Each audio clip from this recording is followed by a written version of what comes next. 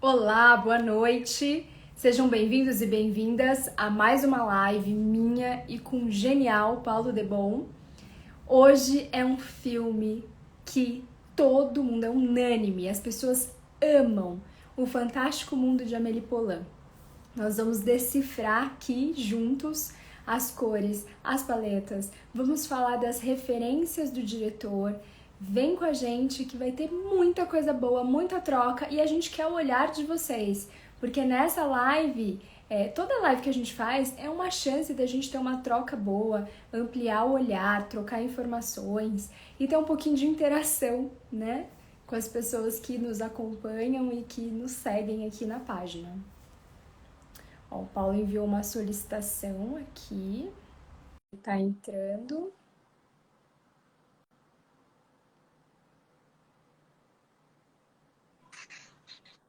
Olá, Paulo! Boa noite, que delícia! Mais uma live mais nossa! uma live aqui, nossa, tô bem empolgado.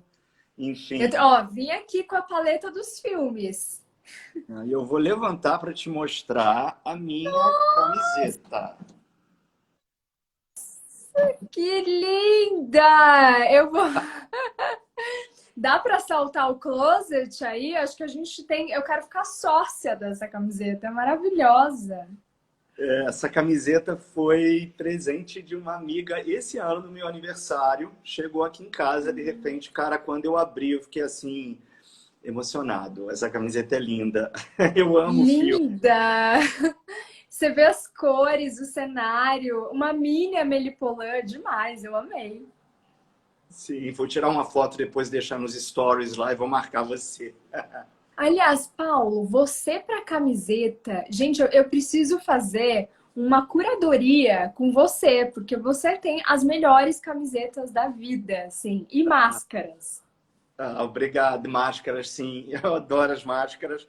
Inclusive, hoje comprei mais algumas. Vão chegar daqui a 2 semanas, sempre com temas de arte. E camisetas também. Sabe que camiseta é uma paixão antiga, cara. Assim, eu acho que da adolescência, que eu sempre curti camisetas e sair um pouco do óbvio, buscar temas ligados à arte, ou temas geométricos, ou de filmes. Eu sempre curti essa coisa da camiseta. Então, assim, e agora, e até trabalhando em casa, eu estou me sentindo mais livre para poder usar várias camisetas diferentes. E é legal que a camiseta, ela expressa, às vezes, o que a gente é, o que a gente pensa, vontades, desejos, né? Gostos pessoais. Então, é uma maneira de dizer quem a gente é sem precisar falar nada, né? É É verdade, incrível isso, né? é verdade, é verdade. Você às vezes identifica uma pessoa pelo que ela tá, que é diferente de outras roupas, que é óbvio que as roupas sempre passam uma série aí de significados, enfim, da tua visão de mundo, etc. Mas eu acho que as camisetas elas falam mais forte nesse sentido, né? Elas dizem mais rapidamente aquilo que você gosta, né? Quando, sei lá, você tá num metrô, por exemplo, aí vê alguém com uma camiseta do Hitchcock, com os pássaros, aí você já tem uma noção. E é engraçado que aí você já trata a pessoa como se você conhecesse, né? É Engraçado. verdade, é verdade. Você já troca uma ideia, né? Porque assim, o pessoal gosta, sei lá, dos pássaros, ou então a camiseta da Amélie Poulain, ou então a camiseta, como eu estava usando ontem, da Marvel, né? Dos Vingadores, enfim, diz muita coisa, com certeza. Com Enfim, certeza. estou animadíssimo aqui para a gente conversar sobre a nossa maravilhosa Amélie. Então vamos lá. O que você nos conte tudo? O Paulo vai começar. Ele vai falar um pouquinho das impressões dele e vai trazer uma pérola aqui, né, Paulo? Que é um artista que pouquíssimas pessoas sabem. E ele vai contar um pouquinho que tem a criação do filme tem a ver com o artista brasileiro. Ele vai contar um pouquinho pra gente. Assim, a minha experiência com a Amélie Poulain é algo assim muito ímpar, né? Assim, eu lembro certinho de 3 momentos vendo esse filme, né? O mais recente essa semana, né? E eu vi no meio dessa história, eu acho que mais uma em algum momento. Mas eu lembro nitidamente quando o filme estreou no Brasil, que foi no Carnaval de 2021. E eu sou aquele que muitas vezes no carnaval eu vou ao cinema, né? Eu sou cinéfilo, então gosto de carnaval também, mas não sou um folião, por assim dizer. Então eu vi o filme numa sexta-feira de carnaval, em 2001. Depois, foi interessante, porque entre 2004 e 2011, eu fui várias vezes a Paris. Depois eu voltei, inclusive em 2014, fiquei um bom tempo trabalhando e tal. Mas ali entre 2004 e 2011, eu fui várias vezes a Paris e fiquei várias vezes hospedado em Montmartre, né? Principalmente ali entre 2004 e 2007, digamos assim, eu fiquei hospedado naquela região. E aí foi muito curioso, porque quando eu revi o filme em DVD, eu acho que em 2009 ou 2010, já assim fazia pelo menos uns 8 anos ou 9 anos que eu tinha visto pela primeira vez. E eu experimentei muito Montmartre nesse espaço. Então, quando eu vi de novo, ele já tomou uma outra... ele já ganhou outras cores para mim, né? E assim, eu guardo assim na minha memória também um momento, foi 2007 ou 2008, nessas idas a Paris, que uma amiga, uma grande amiga, foi comigo. Ela nunca tinha ido a Paris. E aí eu falei, eu vou te levar em Montmartre. E justamente ainda tinha na época, porque eles deixaram as setinhas azuis. Estão no filme. E aí quando nós chegamos, eu falei, vou te mostrar algo. E aí, quando ela viu, ela adora o filme também, aí ela começou a chorar, né? E aí aquela coisa, a gente emocionado por causa das setinhas azuis de Amélie Poulain. E agora eu peguei o mesmo DVD e revi o filme essa semana justamente para a gente poder conversar. E assim, é um filme muito intenso, é um filme que, de certa forma, como são diferentes momentos, né, do meu amadurecimento vendo esse filme, eu percebi o quanto que ele foi me trazendo e me despertando aí uma série de emoções, principalmente a questão das memórias, né, porque é uma obra que está falando o tempo todo sobre memória. Eu acho que esse é um ponto assim que é central na obra, né? Amélie, que tem um pai que era um médico, se não me engano, do exército, e por sua vez a mãe, que é uma professora. Os dois são absolutamente neuróticos, digamos assim, são completamente apavorados, né? E o próprio pai vai diagnosticar a filha com um problema no coração que absolutamente ela não tem. E por isso ela é criada dentro de casa, praticamente sem sair. Ela nem à escola pode ir, né? A mãe vai ensiná-la, e ela vive numa bolha. E ela vai crescer, obviamente, como todos e todas, muito presa a esse modelo, gente, praticamente de um cárcere. Leonardo José... Eu amo Leonardo José, eu tava esperando ele, eu fico com saudades. Bonitinho. Gente, porque tem aqui em frente moram outros cãezinhos, e aí, quando os cãezinhos se manifestam, Leonardo José também tem que se manifestar. Ele quer conversar. Claro, óbvio. E aí é interessante, ela cresce, de certa forma, nessa bolha, e aí, justamente, ela recebe, logo no início, quando ela era criança ainda, ela recebe uma máquina fotográfica, né? E a gente tem que pensar que a fotografia, ela tem um papel, né, de registro de memória. Seja hoje com o digital, com o celular, e a gente já não imprime mais as fotografias, pelo menos a maioria não. O que eu sinto muita falta, muita saudade disso. Essa coisa de imprimir a foto, né? É algo assim muito marcante. Então, o filme traz isso. Ela fotografa. A gente tem que perceber como a fotografia está presente no filme. Ela recebe uma máquina para fotografar. Por sua vez, o Nino, né, o Nino, vai consertar máquinas fotográficas e ele vai colecionar fotografias descartadas.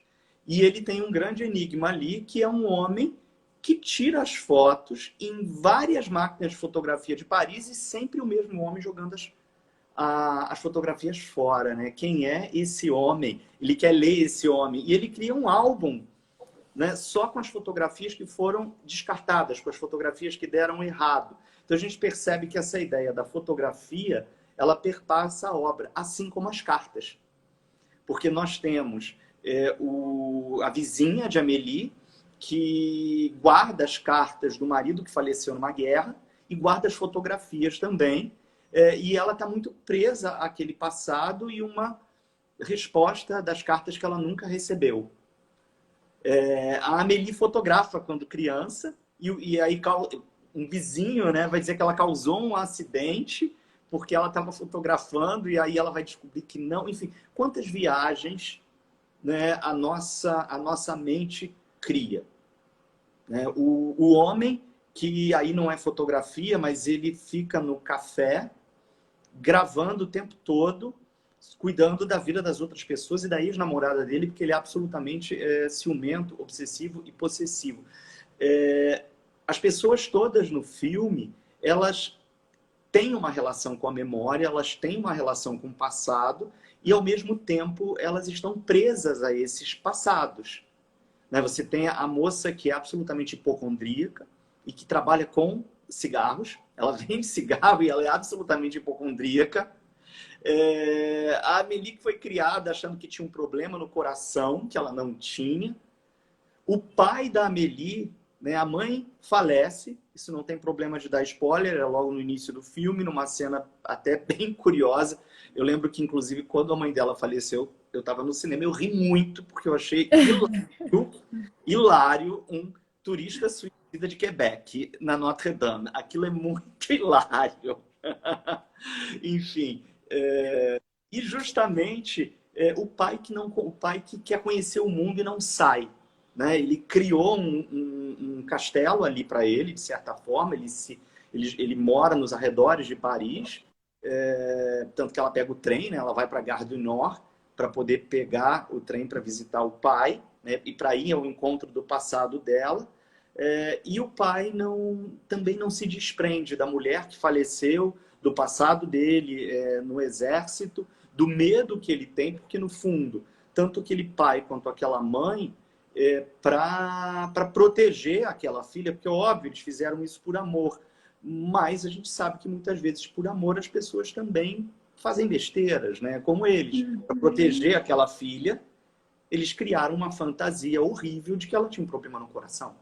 E por isso ela não podia conviver. E, na verdade, eram eles que eram presos e viviam com medo. E ele, por sua vez, não faz nada a não ser ficar trancado naquela casa. Né? E sai pouquíssimo. E ela quer libertar esse pai.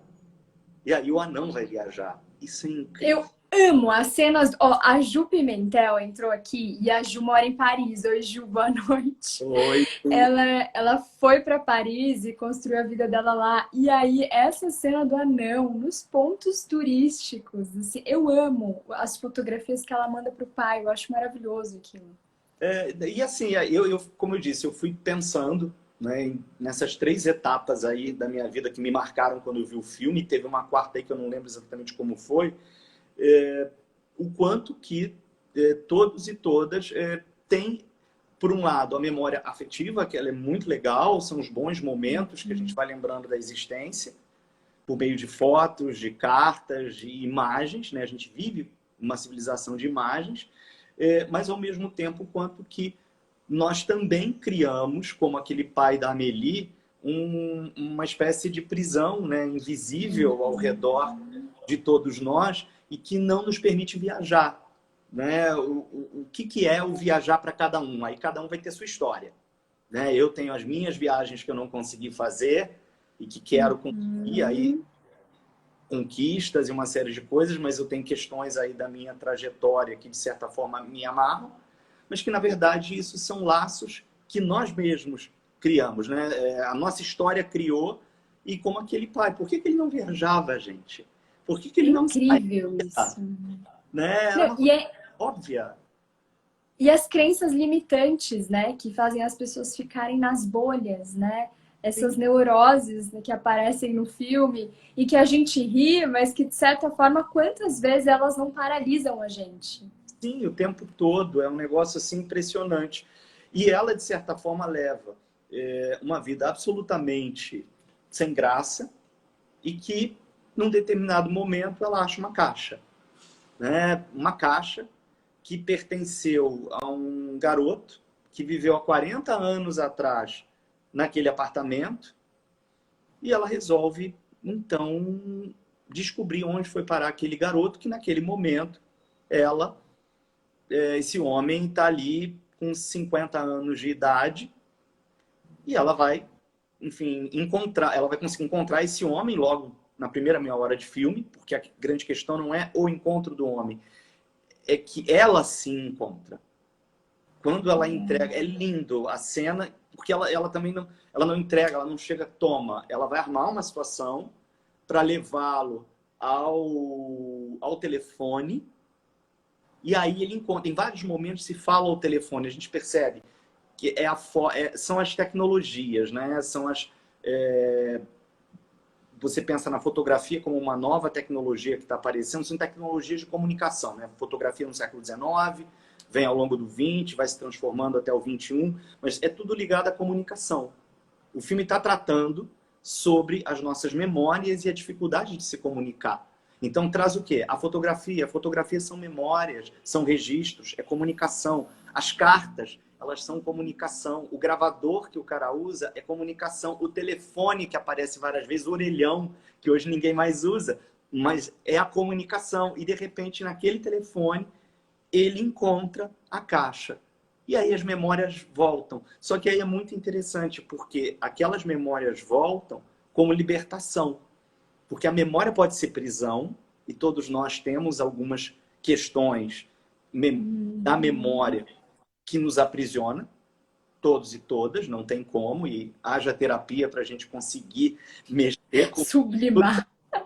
Terapia, meditação, acupuntura, tudo que tem direito. Reiki! Reiki, para a gente conseguir se libertar disso. Só que justamente ali, ele recebe aquela caixa e ele vai lembrar do menino que ele era, há 40 anos atrás. E, por sua vez, ela vai ter um diálogo com ele, sem ele saber que ela entregou a caixa, e aquilo ali dispara na vida dela um efeito dominó de libertação também. Então, assim, o contato com as memórias pode ser doloroso, mas ele pode ser libertador. Né? Depende de como a pessoa vai trabalhar. E justamente ela ali se liberta. Né? Ela começa a olhar o mundo de uma outra maneira. E aí eu acho que logo depois, um pouco depois dessa cena que ela entrega a caixa, né, do orelhão, que o cara se emociona, ele começa a conversar no café. E aí vem a cena que ela encontra o cego, que é uma cena maravilhosa.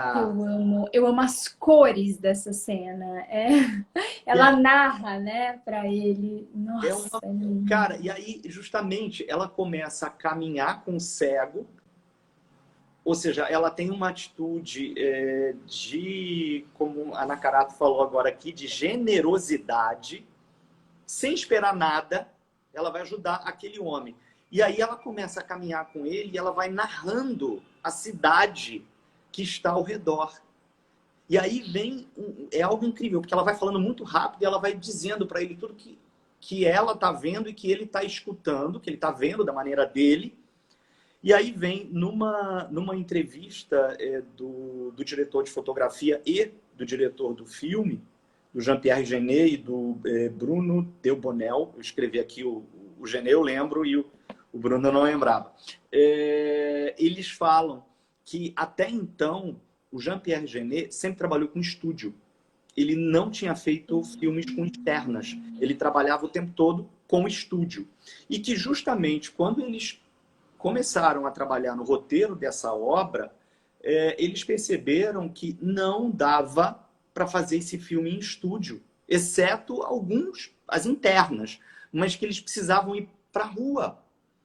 Porque o filme ele se narra na rua, são os múltiplos sons, interferências, ruídos da própria cidade de Paris. Então não tinha como fazer esse filme só em estúdio e que tinha que ir para a rua.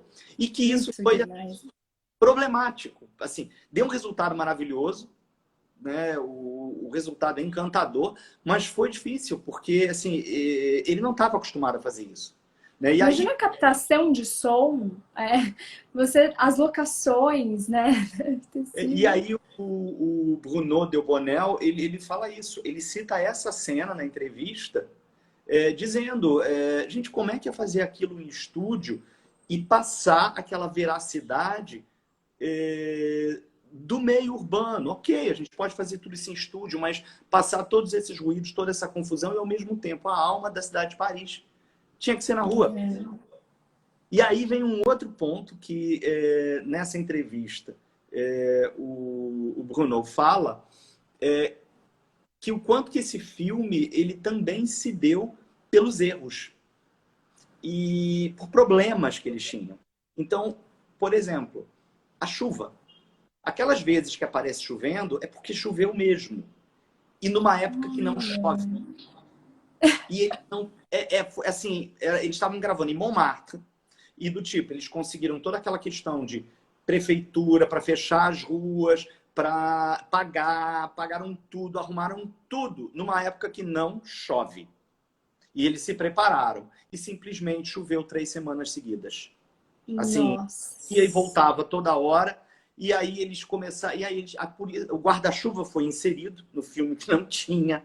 Aquilo eles foram inserindo tudo, aquilo, adaptando as cenas, os figurinos, tudo, a chuva que não parava de cair. E que o Genê ficou profundamente irritado, dizendo que nunca mais eu filmo na rua. Se eu estou no estúdio, isso não acontece. Como assim? Era muita confusão. E as pessoas que E passavam. essa foi a magia, né? Nossa, E incrível. exatamente assim, o filme ele se constrói porque a vida é isso, né? A vida é tentativa, erro, acerto. A gente planeja 1000 coisas, uma série de coisas dão certo, né? Mas ao mesmo tempo dá muita coisa errado e as coisas dão errado e transformar esse erro em acerto fez o filme mais lindo ainda, né? Eu achava que aquela chuva era proposital, né? E não é. Mas a Gabi tá falando, parecia mágica, Né? parecia, né? Aí a Ana Carol está até falando aqui justamente essa coisa da pesquisa, né? Eu procurei para a gente fazer essa live várias entrevistas, né? Porque eu falei assim, cara, eu tô querendo, e no DVD vem algumas entrevistas também muito legais. E aí eu Mas, falei, Paulo, você traz informações que a gente não acha em lugar nenhum, é uma delícia. A gente sai cheio de entusiasmo das lives, né, gente? não, e a Juliana tá falando, né? O guarda-chuva é o símbolo do filme e ele foi improvisado. Quanta coisa a gente tem que improvisar, a gente tem que tirar da cartola para fazer com que as coisas deem certo. E aí, numa das entrevistas, o Jean-Pierre Jeunet fala que ele recebeu esse roteiro e o título era outro. Não era O Fabuloso Destino de Amélie Poulain. O título original era Amélie de Abbesse, que é o nome de uma estação de metrô. Inclusive aparece uma estação que eles trabalham tudo no verde, né? Ela vai descendo a escadaria, depois ela anda. É uma das estações. Só que depois eles falaram, cara, só quem mora em Paris conhece essa estação, né? Então, se você bota Amélie de Abbesse, Montmartre é um nome conhecido, mas assim, eles ficaram, tá? Em inglês, inclusive, o título é Amélie de Montmartre. Só que de onde eles tiraram o Fabuloso Destino? Na verdade, é o nome de uma peça do Sacha Guitry, que se chama O Fabuloso Destino de Désiré. E aí, Olha, tiraram um nunca tinha interesse. ligado e eu conheço essa peça. É daí. Eles, junto com o roteirista, eles pegaram o texto e trocaram para O Fabuloso Destino de Amélie Poulain. E era O Fabuloso Destino de Désiré, o título da peça E para completar, o diretor, ele tinha o filme anterior dele, ele fez na França, ele é francês, né? E ele fez um filme nos Estados Unidos, que é até um filme que não é legal no visual, mas não é um filme tão legal, que é um dos Aliens. Eu acho que é o Alien 4, que é dele, mas nem Ai, parece é o assim Alien, a ressurreição. É o Alien, a é o quarto ressurreição que filme ele da série. fez. E ele tinha voltado para a França e ele estava em contato com uma atriz inglesa chamada Emily Watson. Ele tinha visto um filme dela chamado Ondas do Destino, que é um filme belíssimo, maravilhoso, do Lars von Trier. E ele simplesmente mandou traduzir o roteiro todo para o inglês, porque ele queria a Emily Watson no papel. E ela queria fazer. E aí, primeiro, o francês dela era ruim, não dava certo. Então, resolveram jogar tudo para o inglês.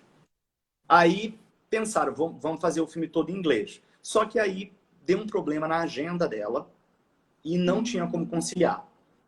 E aí, o filme também estava com um problema de orçamento, eles engavetaram um pouquinho.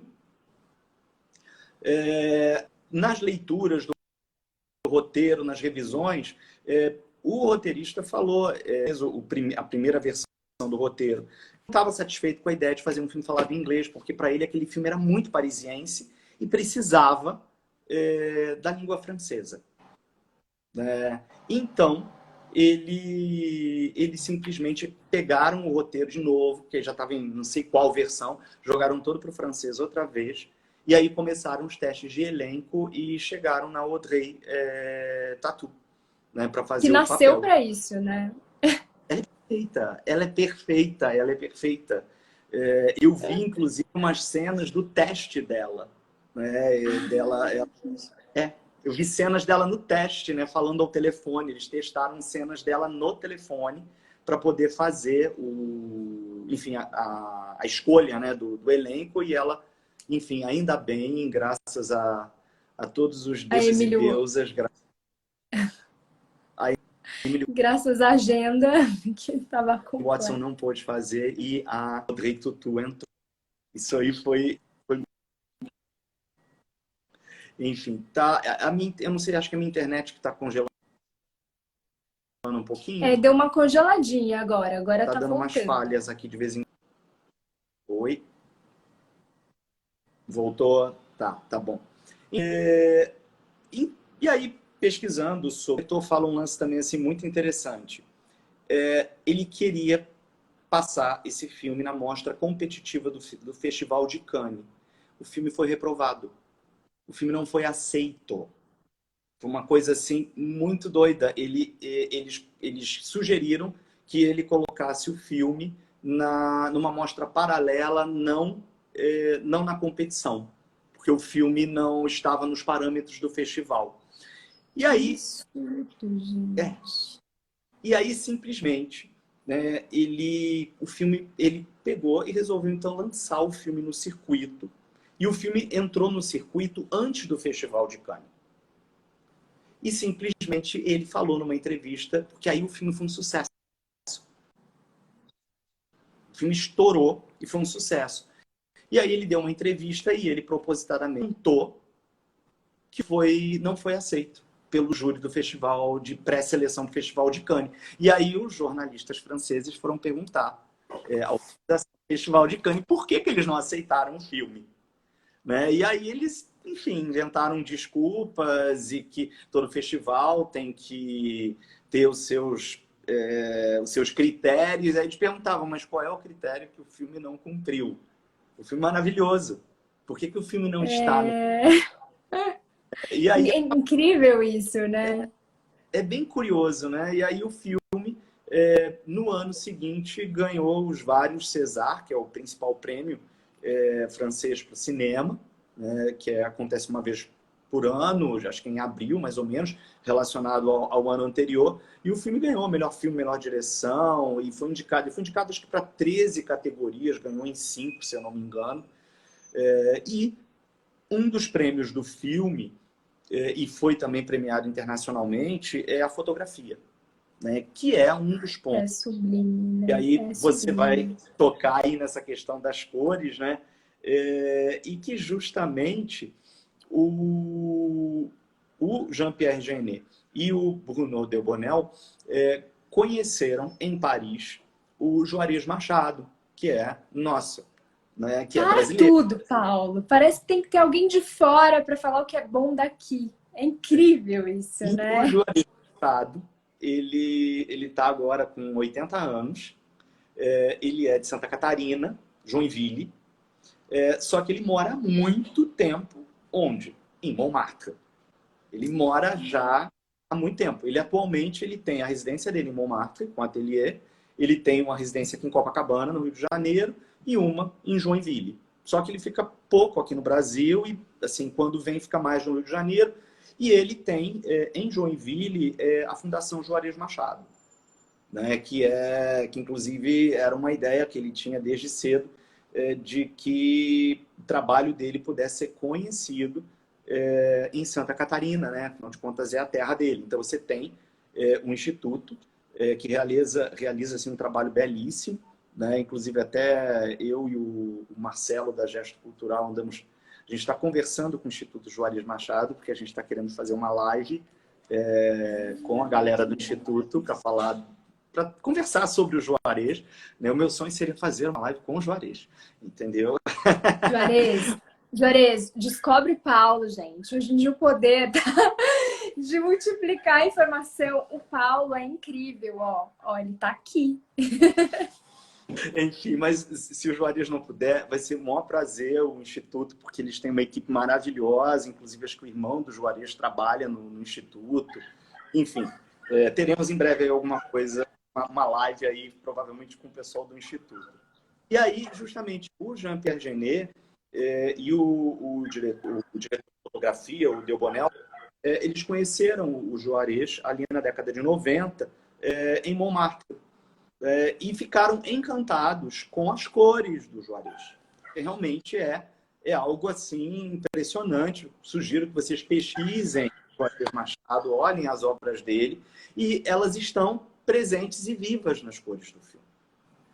E justamente o universo do Juarez, ele é um universo que ele parte do real, das emoções, só que é um universo que parte de um real que é expressado a partir de uma ótica da subjetividade. Então, assim, não é... Se você está olhando para um bar, para pessoas dançando, não é exatamente aquilo que o olho vê, e sim aquilo que o olho sente. É aquilo que está partindo aqui de dentro, não é uma coisa de fora para dentro, é de dentro para fora. E é isso o filme. O filme trabalha essas questões. Ninguém desce aquela escadaria do metrô com aquilo tudo verde. Não é assim. Né? Você tem aquela mercearia, né, que trabalha aquele homem super grosseiro e que despreza aquele funcionário, né, que é uma coisa horrível o que ele faz ali, e que simplesmente também fica tudo verde, destacado ali naquele prédio, naquela esquina, e ao mesmo tempo vem o vermelho e vem os tons de azul quebrando isso tudo. Então, assim, de certa forma, o universo da Amélie, que assim, são as emoções da obra do Juarez, né, que justamente explodem ali, né, no filme. Então, assim, é um casamento maravilhoso, porque é a alma das obras do Juarez com a alma daquele roteiro, né? E que, na verdade, o roteiro, originalmente, ele não traz isso, né? E aí vem todo o trabalho do diretor de fotografia, né? E o diretor de fotografia acompanha o tempo todo as filmagens, né? Não tem como pensar nas tomadas, né? A movimentação de câmera, aquela coisa toda, para poder narrar essa história que me emocionou. De novo, né? Segunda-feira eu estava aqui deitado na minha cama, rindo e chorando e aplaudindo o filme, né? E ao mesmo tempo pensando aí sobre a minha vida, quais são as minhas memórias, né, que de certa forma me aprisionam, e quais são, de repente, quais são as chaves aí para eu poder virar, né, algumas questões e poder fazer, né, o que a Amélie fez e ter esse fabuloso destino. Até foi muito interessante, né, porque a gente está falando pelos stories sobre essa live há alguns dias, e aí teve uma pessoa, né, que me escreveu dizendo assim, eu quando vi esse filme, eu achei que o fabuloso destino dela fosse ficar viajando o mundo todo, que ela fosse ficar rica, que ela fosse ter uma outra coisa. E de repente eu achei esse destino aí meio sem graça. Aí eu fiquei assim, sem saber nem o que responder para a pessoa, porque a minha vontade assim, era dizer assim, gente, rever o filme, né? Porque viajar é uma coisa maravilhosa, mas o que é viajar? E assim, o fabuloso destino é ficar milionária? Eu penso muito sobre isso também. Essa coisa da. O Criolo tem uma frase que eu amo, o Criolo não, o MCD, que são as pequenas alegrias da vida adulta, né? Quais são as suas, né? O que dentro da vida adulta enche tua alma, faz teu olho brilhar, né? Precisa ser essas coisas, né? Porque é isso, né? É que óbvio, a pessoa ficar milionária, como citou ali, né, essa pessoa que me escreveu no direct, pode ser uma coisa muito legal? Pode, mas quantos momentos as pessoas que de repente têm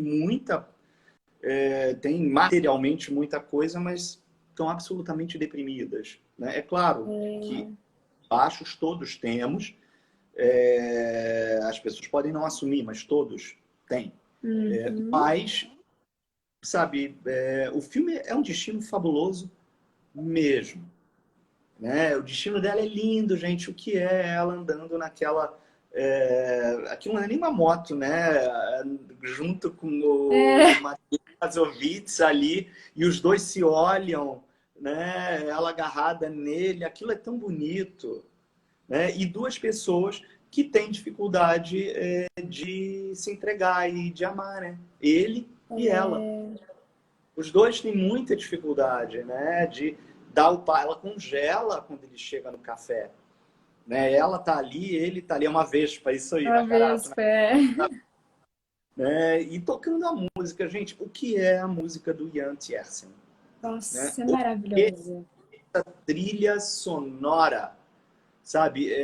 Inclusive, assim, eu sigo o Ian Tiersen no Spotify, né? Eu tenho CDs, eu tenho muitos CDs, eu falo assim, várias lives, eu tenho mais de CDs e boa parte disso são trilhas originais de filmes que eu colecionei. Trilhas, né? Várias não, algumas trilhas do Ian Tiersen. E a Amélie eu conheci por causa da Amélie Poulain. Fiquei encantado com a música do filme. Depois ele fez o Adeus Lenin, que é também uma trilha maravilhosa. Que eu amo também. É maravilhoso. É outro filme lindo, podemos um dia falar sobre ele, porque é muito bonito. E justamente a música é um negócio, a música não sai da sua cabeça, né? A gente fica ali ouvindo, ela fica... E ela tem a batida perfeita do filme, né? Então, assim, é uma obra que, cara, o roteiro chegou, eles passaram o roteiro para o inglês, era para ser Emily Watson, que é uma atriz maravilhosa, mas aí ela não pôde, eles tiveram que mudar, tiveram um problema de financiamento, tiveram que fazer as externas, não parava de chover, sabe? Tiveram que adaptar tudo, mudar, e assim, e se choveu, eles tinham que mudar, inclusive, tudo que eles pensaram em termos de imagem, né, na fotografia do filme. O Festival de Cannes não aceitou o filme, sabe? E, de repente, o filme estoura. E, para mim, é um dos melhores filmes, assim, da vida, né? A minha O lista... meu também. Eu costumo dizer que a minha lista dos 10 deve ter uns 100 filmes, né? Cinéfilo é assim, né? Mas a Amélie E lança um, a gente acrescenta mais. Vai lançando, a gente vai botando ali. a minha lista tem muitos. E a Amélie, com certeza, tá nele. Mas, assim, eu queria te ouvir, porque, assim, Eu não quero falar, porque toda vez que você... Ó, tô com a Gabi, tô aqui com com a Rosana, todo mundo que tá aqui, a gente não quer parar de te ouvir. A gente quer ouvir você também aí, que você tem muita coisa legal para falar Ó, sobre. eu revi o filme e, assim, para não esquecer nenhum detalhe, eu fiz uma grande anotação. Então, eu vou aqui colocando os pontos. O Paulo tem essa cabeça e eu tenho essa memória de peixe. Então, eu tenho que ter uma colinha aqui. Primeiro que, assim, quando eu assisti a Amélie Poulain, eu sonhava em poder... É engraçado que você falou uma coisa que me toca muito. Eu sempre quis viajar, mas eu sentia que os livros, os filmes e as minhas viagens internas também me completavam. Então, assim, o filme, quando eu vi essa sensibilidade, por exemplo, eu não sabia o que era creme brulee. Porque eu nunca tinha comido essa sobremesa, eu não tinha ideia. Então, quando eu assisti o filme, aquilo mexeu comigo que eu queria comer, eu queria ver, porque tem essa coisa, a comida no filme, ela é um personagem sinestésico, ela narra as emoções da personagem. Então, eu acho que isso Uhum. também é muito brilhante dentro do filme, porque você sente, quando ela coloca a mão nos grãos, né? Você sente a sensação. Quando ela quebra um creme brulee, você sente essa descoberta que ela está tendo da vida, né? Que é um movimento muito interno dela. Mas o que eu separei aqui é que ela tem o que me marca nessa personagem, o que me conecta. Não sei se vocês sentem isso, mas quando a gente gosta de um personagem, às vezes tem algo nosso, é como um espelho, né? Às vezes, ou é algo também que a gente tem e não gosta na gente, então é sempre um espelho ali. Eu falo que é quase catártico, é psicanalítico, né? Quando a gente se identifica ou repulsa também. E dela eu acho muito incrível, porque ela tem um senso de justiça e moral que é retratado e que isso desabrocha, né? E aí esse senso de justiça e moral é para sair dessa lógica da iminência da vida, né? Como é que a gente pode transgredir essa vida? E é isso que você falou lindamente, que eu nem tenho mais que completar isso, que é isso, tá bom, para uma pessoa, talvez seja ficar milionário, o fabuloso destino que a pessoa almeja para ela. Mas para outra, talvez seja dormir bem, ficar bem com os pensamentos, poder contemplar, poder quebrar um creme brulee, né? Então tem tantas outras coisas na vida que o Adriano tá falando aqui, né? Essa sinestesia, essa simplicidade da vida. Eu fico sempre imaginando assim, né? Esses dias eu tava pensando. Walter me apresentou um filme, só um paralelo, que é uma poesia visual, um filme japonês. Depois eu vou colocar também. A gente pode até um dia, vou colocar o nome que acho que você deve ter assistido também, que é quando você morre, você pode escolher apenas uma memória. Esse é o filme. Então, quando você chega, você pode escolher só uma memória. Eu duvido que a minha, ou sei lá, pensem na de vocês. Se vocês pudessem levar uma memória desse mundo pro próximo se existir, né? Mas assim, qual seria? Eu duvido que seja um carro. O dia que você comprou um carro. Ou o dia que você pagou um boleto. Ou um dia que você entrou numa loja e comprou muitas. Eu acho que é isso. E o filme mostra isso, essas sinestesias da vida, né? Que até o Adriano falou, que é a simplicidade da vida, né? E o que eu acho incrível na direção de arte aqui, né, é que ele pega algumas obras de arte, como ó, do Juarez Machado, que é Minha Vida, Minha Sorte, Sonho e Sono e O Libertino. Se você olhar as mulheres da obra do Juarez Machado, é a Amélie. O cabelo é da Amélie. Ele retrata muito essa estética anos 20. Sim. Então, assim, tá tudo ali. É o que o Paulo falou, se vocês entrarem e procurarem as obras do Juarez Machado, o filme é obra. E ele conseguiu sintetizar de uma maneira muito maravilhosa. Aqui, ó, tem a Nakara tá falando que Gêmeos, Peixes e Lua em Aquário não consegue escolher. Não, agora você imagina eu que tenho Lua em Libra. Então ferrou, entendeu? Não dá. Você é pisciana, né? Eu sou pisciana. Pisciana com lua em Total, né? Libra. Você já sacou, né? Eu sou Áries com ascendente em Libra e a minha lua é Aquário. Olha, a gente tá. E o meu ascendente é em Áries, ó. A gente se A gente só completa no trabalho, por isso. É, você me dá o chão e eu deixo você devagar. E, Paulo, o que eu acho incrível, né, é que o longa tem uma paleta de cores muito bem definida. Né? Então você vai ter o verde e o vermelho numa intensidade no cenário, eles são muito bem definidos. E aí o que eu gosto dos cenários, né, que a gente vai ver esses tons intensos de vermelho e verde, e você vai ver nas roupas da Amélie também, esses tons intensos de vermelho e verde que ela carrega, mas em alguns momentos que são momentos mais introspectivos, pode perceber que ela vai estar com uma roupa ali, vinho, ela vai estar com tons mais escuros. Mas a Uhum. assinatura dela de estilo são essas cores intensas. Ao longo do filme, na ambientação, a gente vai ver ali cores como azul, laranja, amarelo, branco. Eu sinto que essas cores são um respiro à intensidade da cena. Porque é o tempo todo aquele vermelho e verde, e assim, cores complementares, né? Vermelho e verde são cores complementares. O que isso quer dizer? Se a gente pegar um círculo de cores ali, elas estão opostas. Então a gente tem uma cor quente e uma cor fria. Quando a gente tem duas cores de naturezas opostas juntas, uma vai acentuar o efeito da outra. Por isso que quando a gente vê a Noite Estrelada do Van Gogh, parece que o céu, as estrelas estão ali radiantes e o céu está mais profundo. Uhum. Porque tem essa questão das cores complementares, do frio e quente. Então é isso, né? É como se esse cenário deixasse a personagem mais radiante. A gente sente que ela emana, né, ali, assim, um brilho, uma coisa muito diferente por causa dessa questão também do vermelho e do verde. Bom, a gente vai ver o laranja, né, no abajur de algumas personagens ali e no laço do cabelo.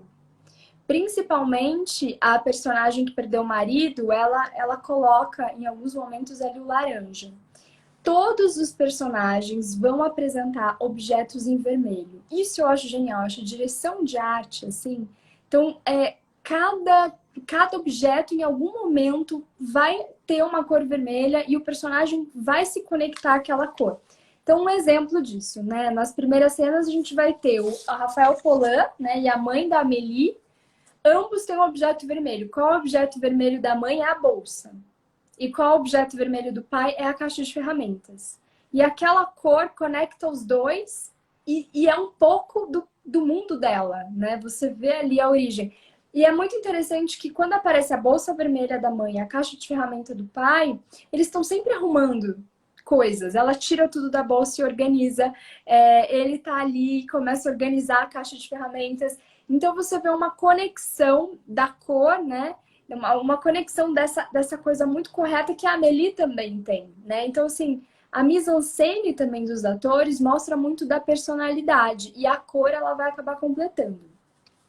Uma coisa que me chama muita atenção do filme, que você falou, é que alguns objetos de cena, eles vão mudar o percurso da história.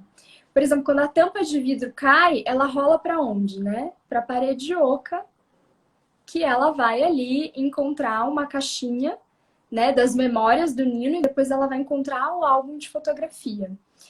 E aí ela vai sair essa procura, né, para entregar esse álbum e essa caixa e é ali que ela começa a se desenvolver.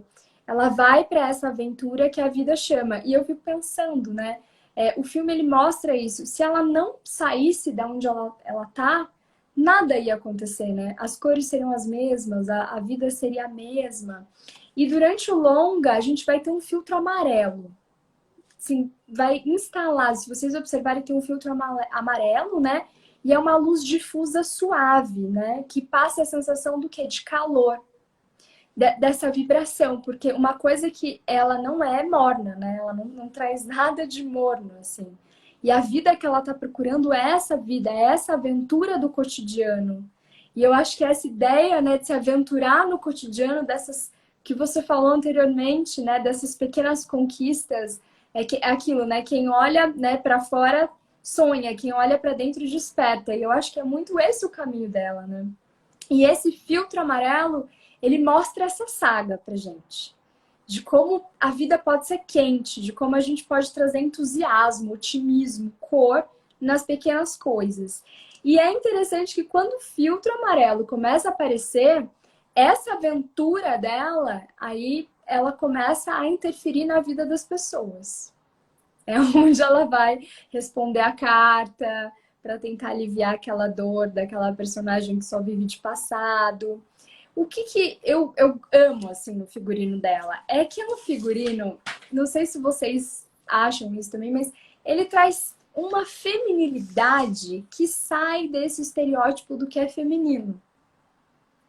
Porque essa coisa, né, de muito tempo, o que é feminino? O Paulo fala e diz de uma maneira magistral, né? Mas essa coisa de você ter aquela silhueta, né, mais com formas, e aí você colocar cores mais claras. Ela é totalmente feminina dentro da intensidade, da força que ela traz. Então eu acho lindo isso, porque não poderia colocá-la como uma menina meiga, sonhadora, né? Que vai descobrir a vida. E não, ela sai da tela do Juarez Machado. Uma mulher que tem um cabelo dos anos 20, uma estética retrô, né? Ela é bem retrô, cheia de feminilidade, sem estereótipos. Então, eu acho que como consultora de imagem, assim, é o que eu mais amo, é sair dessas caixinhas. E eu acho que o filme, ele traz muito isso, né? Ela vai usar o quê? Vestidos, saias, cardigans, estampas, né? Muita cor verde, branco, laranja, vermelho, até chegar ali no casaco marrom, que ela vai desabrochando. E se a gente observar também, ela é uma heroína sem maquiagens ou acessórios. Eu acho isso incrível também. Que ela tem uma estética, ao mesmo tempo que ela abusa na intensidade das cores, ela é clean. Mas ela tem uma assinatura de estilo, e eu acho muito simbólica a assinatura de estilo dela, que é uma bota e o corte de cabelo Chanel simétrico. Então, essa coisa da bota, da mobilidade, de ser uma heroína do cotidiano, eu acho muito legal quem escolheu essa opção estética para ela. O Nino, uma coisa que eu acho bem bacana no personagem dele, aqui, ó, todo mundo tá falando, nossa, que incrível ela ser fora dos estereótipos, né? É isso que é o que você falou na nossa live da Audrey. A gente Sim, quer isso. A gente é assim, eu lembro, eu amo Fernando Pessoa, né? E aí, quando a gente fez a maravilhoso. live, que ele fala no passagem do tempo, sair fora de todas as lógicas, né? E ir ser selvagem. Eu acho que, assim, tem uma natureza dentro da gente que quer isso. E eu acho que aí, quando tem esses personagens que quebram, que talvez a gente tenha medo de fazer, nossa, dá uma completa, aquece o coração, né? Você sai assim. E aí eu acho assim, uma outra coisa é que desenharam muito bem o Nino para contrastar com ela, porque você vai ver o que? As linhas retas, as cores escuras, né? E tudo isso passa o quê? Uma imagem de rigidez, de inacessibilidade, né? A gente sente distante daquele personagem. E aqui a Duana tá falando, ela é muito parisiense, ela é muito parisiense, né? Só que se você for Até o. pensar. Oi? Não, ia Pode dizer falar? até assim, essa presença, né, do café, né? Ela se falou dela, em que a dona falou, muito parisiense. Ela trabalha num café, né? Essa, assim, algo que a gente vê muito nos filmes e que é uma realidade parisiense, é as pessoas irem para o café simplesmente para ler, né? É muito comum, o parisiense faz isso, às vezes de passar 2, 3 horas e pedir 2 cafés e ficar ali lendo e interagindo às vezes com as pessoas ou às vezes mergulhados na sua leitura.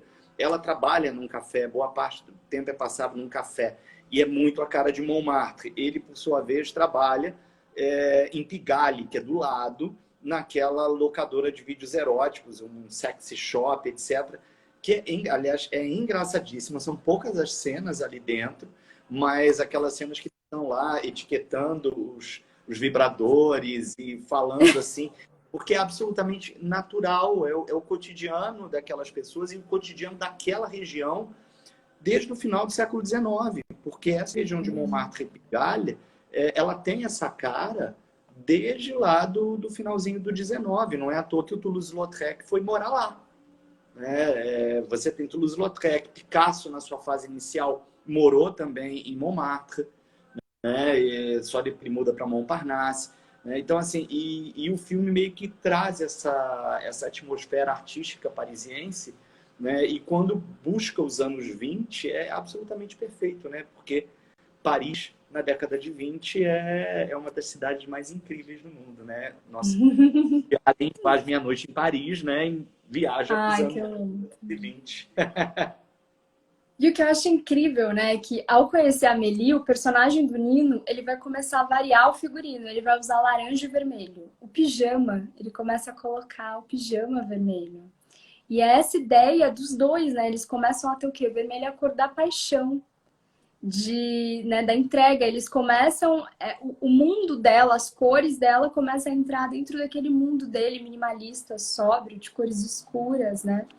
E a casa dela eu amo de paixão, porque as paredes completamente vermelhas, né, os quadros verdes. Então você vai ter ali, né, alguns objetos em verde, laranja e azul, que vão suavizar essas cores também. Senão acho que a gente não aguentaria ver tanta intensidade a todo momento. E você tem uma sensação de quente, né, de intenso. Eu acho que é isso que o diretor quis passar, né, em relação à vida dela. E no começo é uma dualidade, né? Porque você olha e não tem nada de intenso na vida dela, né? É um cotidiano super pacato, né? Sim. Agora, né? E de repente ela vive naquela intensidade. Talvez seja o desejo dela de viver naquela intensidade, né? E eu adoro, porque vai estar o quadro, tem dois quadros ali que eu acho muito, muito simbólicos, né? Que ficam ali do Juarez Machado, né? E do Michael Sawa, que ficam ali na parede. E aí eu queria falar também de outros personagens que eu gosto muito, que é a Madeleine, né? Que ela é uma prova de uma pessoa que parou no tempo. Porque se você olhar a paleta da casa dela é verde. Verde é uma cor fria, uma cor distante, né? E o verde remete ao que? A distância e ao que? O passado. Então, quando você olha aquela casa que não tem, né, intensidade, não tem nada, é como se fosse o tempo tivesse congelado, né? Ela fosse fria, tem um distanciamento, até um pouco tétrica, né? Assim, tem aquele altar com a foto, né, do marido que morreu, tem aquele cachorro empalhado, preto na sala, É assim. aquilo pesado, né? Enfim, É é forte. pesado. Ele tá, né, assim, tem essa intensidade, né, do verde e a cor escura ali juntas, né, assim, te dá uma sensação, você parou, né, tem uma fenda ali no tempo. E aí eu também, outro que eu acho muito interessante também, a ambientação e as cores, é o Homem de Vidro. Eu amo aquele personagem, assim, ele me Sim. pega, né, não sei vocês também, depois comentem aqui quais os personagens preferidos de vocês, que a gente também quer saber. Mas ele nunca saiu de casa, né? Devido àquela doença, né? Ele vira um pintor. E o que eu acho mais engraçado é que ele faz réplicas dos quadros do Renoir. Eu acho, assim, uma, um olhar, né? Daquele É o personagem, Almoço assim. no Barco. Ele faz, todo ano ele faz de novo o Almoço no Barco do Renoir. É muito interessante aquilo. E aí e a roupa dele remete também, agora eu não lembro qual é o pintor, não é o Renoir, mas há um pintor, não sei se é o Rembrandt, ele tem, o figurino dele é de acordo também com os autorretratos de um pintor. Eu acho que o Rembrandt, talvez. Olha, que interessante. Não, e o cenário onde ele vive vai ter o amarelo, vai ter o verde, vai ter o marrom, e tudo é acolchoado. Eu acho isso incrível, porque o filme tem essa preocupação com as cores, mas ele tem essa preocupação sensorial o tempo todo, né? A textura, se é acolchoado, se superficializa, a textura de um creme brulee é muito incrível, é algo que a gente não vê, né? A gente não vê tanto isso no cinema. E ele faz de uma maneira incrível, né? Que acompanha. Às vezes a gente até vê, por exemplo, sei lá, você pegar a Persona, a primeira parte do Persona, você vai ter uma série de imagens sinestésicas que mexem com você, mas isso não está amarrado na sensação do personagem, no mundo interno do personagem, né? Assim, tá amarrado ao mundo interno, mas ele vai descrever o que aquela pessoa está passando. Ali no filme, não, ele dá sensações de tudo que acontece, né, dentro com aqueles personagens na história. Então eu fico apaixonada. Outra coisa que me marca, olha só, a inteligência. Lembra que ela vai comprar um jornal e aí aparece uma banca. Ali naquela cena, a gente sabe o ano que a Amélie Poulain foi gravada. Alguém chuta aí? Alguém imagina o ano que foi? Quem lembra? Vamos lá, Paula. Agora vamos fazer um. Quem lembra o que tinha na manchete do jornal?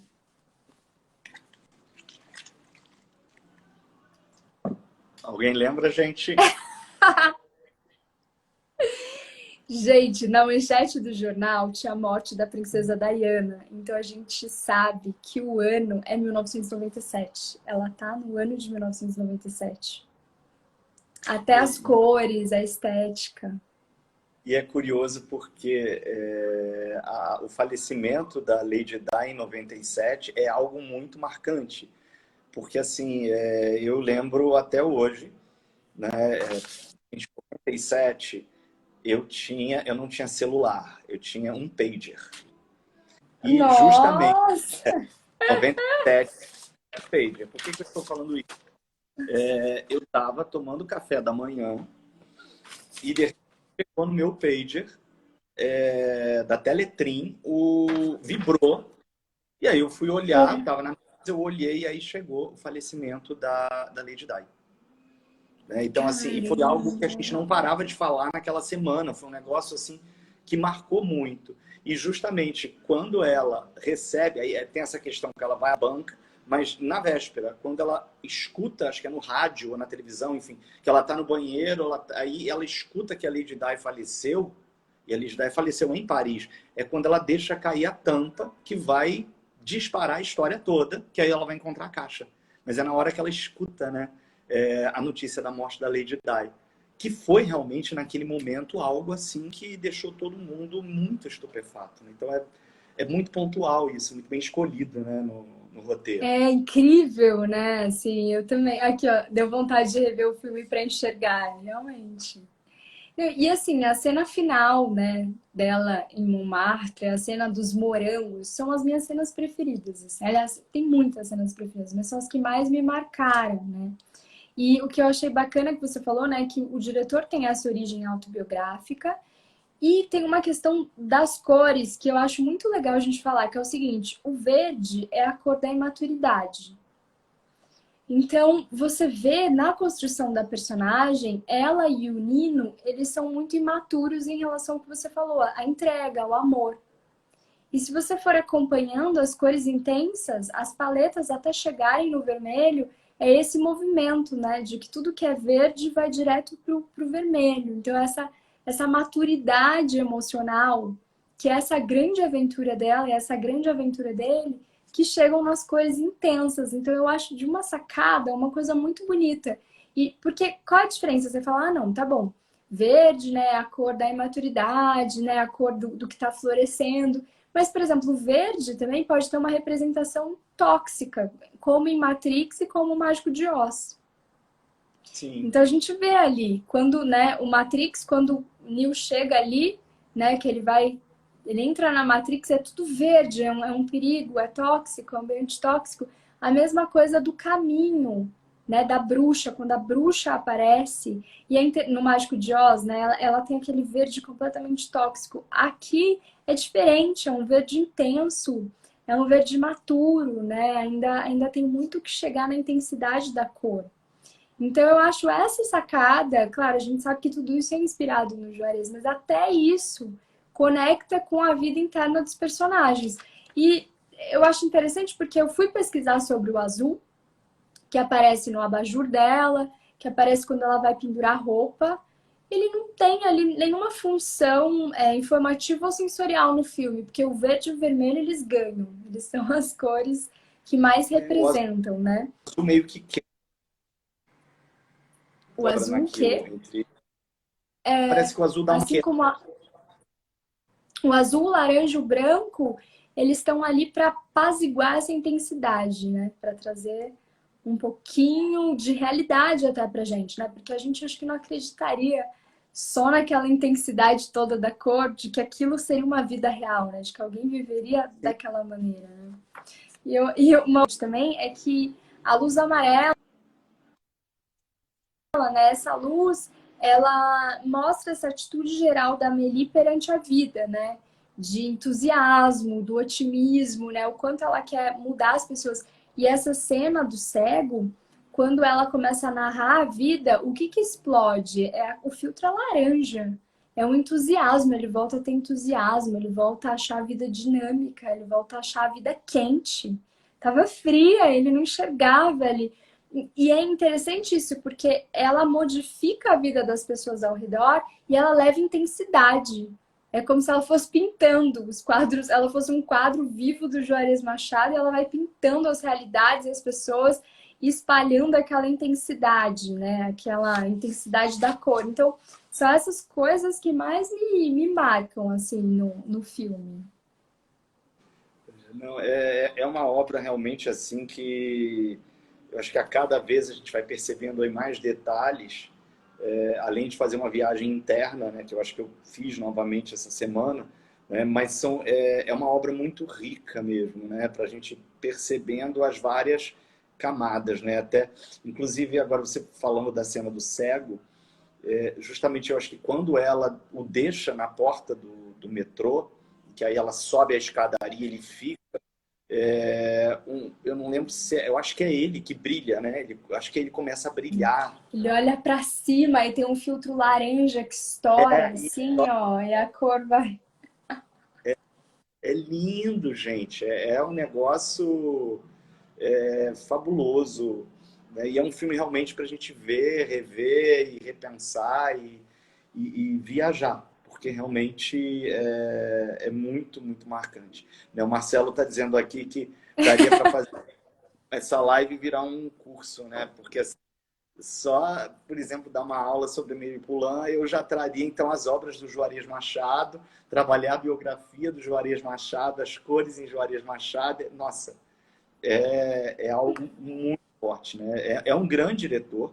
Jean-Pierre Jeunet é um grande diretor. Ele tem uma obra, algumas obras maravilhosas, como o Delicatessen, que eu acho fabuloso. Ladrão de Sonhos, que é uma obra que a crítica recebeu de uma maneira muito morna, né? Ele, inclusive, Ladrão de Sonhos, ele lançou em Cannes, o filme foi mal recebido. Eu acho um filme muito bonito, com figurinos, inclusive, do Jean-Paul Gaultier. Gente, Kanye não entende ele. É assim, não tem que Não, dar ouvidos pra Kanye. cara, numa entrevista ele fala alguma coisa do tipo assim, não vá a Cannes, entendeu? Não, ele fala alguma coisa assim que é uma experiência traumática e do tipo que não é bom. Eu não lembro o termo que ele usa, mas ele falou alguma coisa do tipo assim, fuja do Festival de Cannes. Né? Porque ele duas vezes, né? Uma vez o filme é mal recebido, que é o Ladrão de Sonhos, e é uma obra muito bonita, eu curto muito, e depois a Amélie que não aceitam. Né? E tem, assim, o filme faz um sucesso tão grande que é muito interessante que espalham um boato, né, na mídia de que o Chirac, né, que era presidente da França ali no início, né, dos anos 2000, tinha adorado o filme. Só que aí depois o Chirac, numa entrevista, fala que ele não tinha visto o filme. Então que ele não podia adorar ou não, porque ele não tinha visto. E aí, nessa história, eles simplesmente organizam uma sessão do filme no Palácio. Agora eu esqueci o nome do palácio onde da França, acho que é o Élysée. Acho que é o Palácio Élysée. Eles organizam uma sessão com Jacques Chirac, o diretor e a atriz. Eles fazem uma sessão fechada no Palácio, porque aí ele fala, bem, já que falaram que eu adorei o filme, eu não vi o filme, então agora eu vou ver o filme. Aí eles veem o filme e ele adora o filme. Ele fica assim muito encantado. Assim, é um filme que na França, na época, virou uma febre mesmo. Né? O povo francês ficou muito apaixonado, porque ele passa muito essa alma do que é Paris. Né? E Gente, o uma Paris. café, até hoje tem fila, né? A última vez que eu fui a Paris, eu fui no café, todo mundo quer sentar no balcão, é incrível, né? Porque não é aquela Paris luxuosa da Avenida Montaigne, que é também Paris. Também, faz parte, né? Faz parte daquele universo ali, da Avenida Montaigne. Mas não, é a Paris, digamos, à margem, que é Montmartre. E eu amo caminhar por lá. É a minha, lá em Maré são a minha Paris, assim, quando eu vou, É eu amo. maravilhoso, né, gente? Eu também adoro Que é aquela maravilhoso. do Marré. Eu tive assim o privilégio, o prazer, foi algo assim, um dos momentos assim, acho que mais lindos, porque foi em 2014 quando eu estava pesquisando levantando a etapa final de material para o doutorado, né? Foi o último levantamento. A biblioteca que eu trabalhei pesquisando ficava no Marré, né? Então eu ia toda Nossa. segunda a sábado, eu ia para o Marré trabalhar naquela biblioteca, que é a Bibliothèque Fournet, né? E que há também um bairro delicioso, né? Paris tem, assim, essa coisa que eu curto, ok, a Paris da Avenida Montaigne ou da Saint-Honoré, mas eu me encanto Uhum. mais das ruas do Marais ou das ruas de Montmartre. Inclusive ali o filme mostra muito a parte da frente do Sacré-Cœur, mas atrás tem ruas lindas, deliciosas, completamente fora do eixo de luxo. E eu acho que esse é o grande luxo da cidade de Paris, é você estar fora disso, você conseguir encontrar beleza em vários locais. E Montmartre é realmente um bairro ali muito especial. Eu tenho boas memórias ali daquela região. Enfim, E a muito gente vai aproveitar também para divulgar o nosso curso, né, Paulo? Que a gente sim. está com A Moda Vai ao Cinema. É um curso muito especial que a gente fez interface entre as roupas e as cores. E a gente está com pouquíssimas vagas agora para ser preenchidas. Ainda bem, ó, a gente já, o nosso bonde já está quase completo, né, Paulo? Aqui. E a gente vai falar, essas análises que a gente faz na live, o Paulo até vai falar sobre a história da fotografia. Ele vai dar um embasamento histórico, vai falar sobre os estilistas. Então a gente quer fazer um convite. Quem ainda não se inscreveu e tiver interesse de aprender com a gente, procura o Marcelo, @gesto cultural, manda um inbox, você pode parcelar o curso pelo Simpla ou conversar com o Marcelo. E o Paulo também está com outros cursos incríveis que eu faço todos. Eu tenho o The Bonflix. Conta aí pra gente. Paulo. Começando eu e Camila dia 14, quando a moda vai ao cinema, né? Ou a moda vai ao cinema, enfim, que é o nossa parceria aí, primeiro curso, né, que a gente vai fazer junto, aí virão outros. E a gente vai trabalhar aí muito como a gente está fazendo aqui com a Amélie Poulain, só que trabalhando com outras obras ao longo de 6 anos.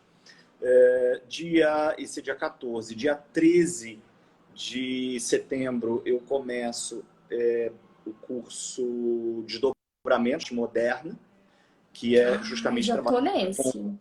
nesse. a gente vai falar sobre o realismo, dadaísmo e abstracionismo. Esse começa no dia 13.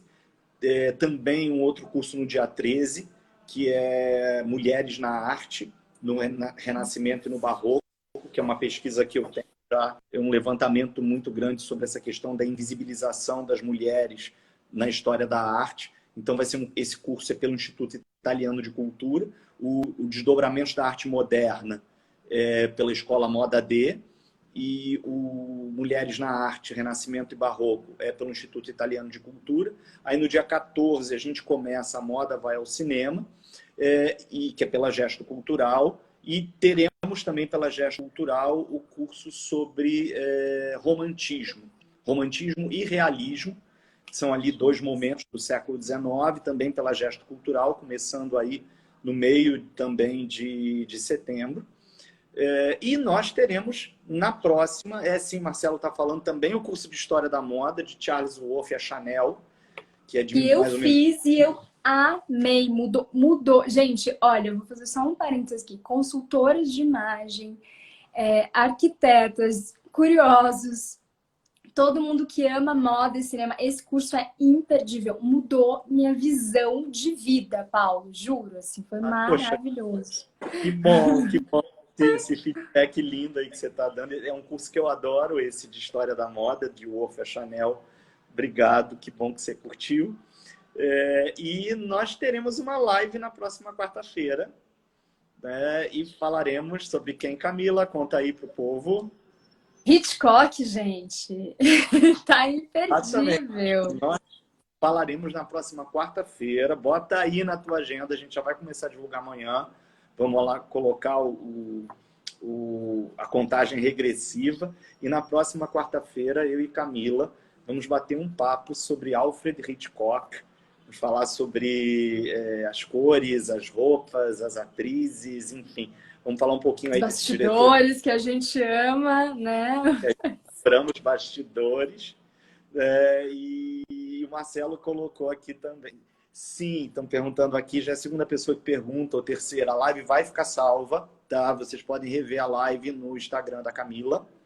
E o Marcelo está colocando aqui, nós teremos também agora, no início de outubro, o maravilhoso, incrível Tim Burton, né? Um curso nas aulas só sobre Tim Burton, o fantástico mundo de Tim Burton. Ou seja, tem muito curso bom, a nossa parceria aí, a nossa dupla vai trazer muitas cores aí para todos vocês. Que delícia! Cores e histórias, né?